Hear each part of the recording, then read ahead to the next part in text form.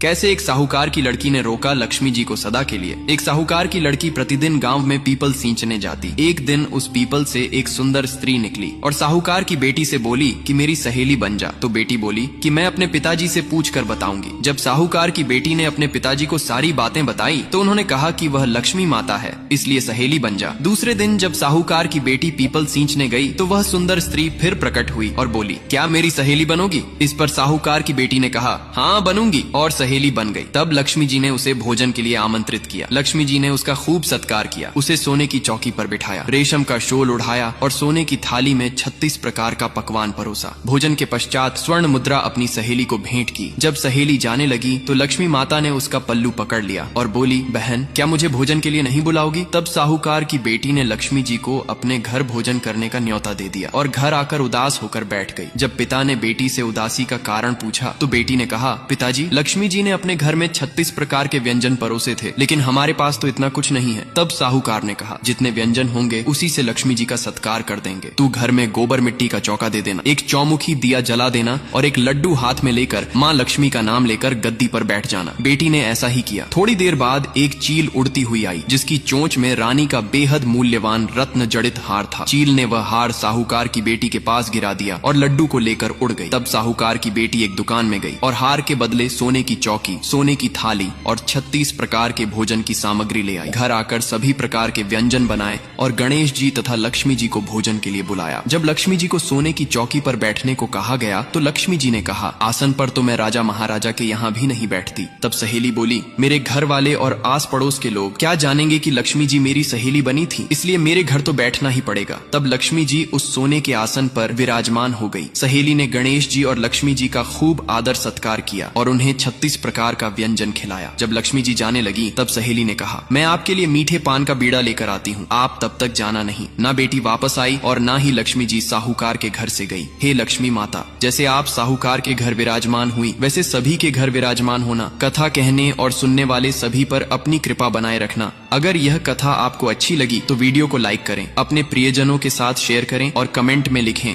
जय लक्ष्मी माता।